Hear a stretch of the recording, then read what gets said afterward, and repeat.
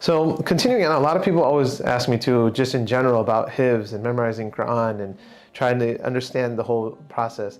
So a couple of points to remember here. Number one is I would want like young students and even families and parents to understand Hifdh is a journey, okay? It's long. It's not one of the things that can get done, overnight. It's gonna take time. So have that mindset as a student, have that mindset as a family and as parents. It's a journey. It typically takes, 2, 3, maybe even 4 years. That's just typical the way it is. So it's a journey. It takes time, and there's going to be ups and downs. There'll be times where you're going to struggle. There's going to be times where things are going really well.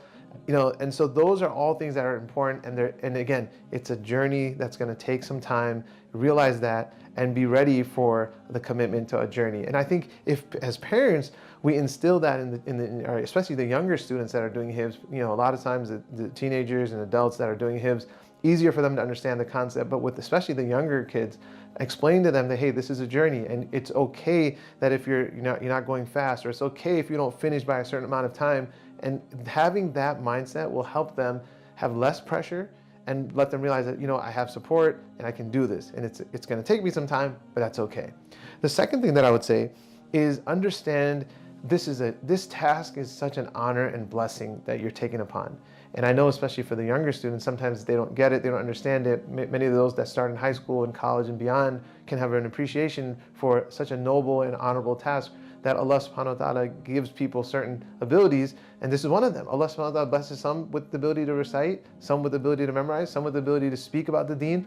The act of memorizing the Quran is a blessing that Allah subhanahu wa ta'ala bestows, and so understand that this is a noble task, an honorable task, and because of that virtue, yes, there's going to be an expectation or a responsibility upon you that, hey, I'm going to try to live my life more upright. And again, all of us as Muslims need to live upright, good, moral lives.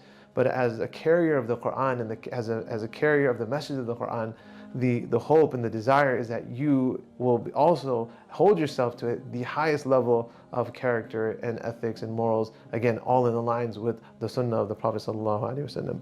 The third thing that I would say is a lot of times people ask, why are my parents making me do it? Maybe I'll do it later. Well, one of the things of doing it young, honestly, is your memory is sharper.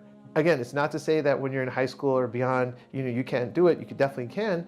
But there's some advantages of doing it younger when your memory is sharper, and being able to get it in that time frame, you'll be able to solidify it going forward. So take advantage of that, doing it younger, and there's a big benefit to that. So I hope some of these tips help.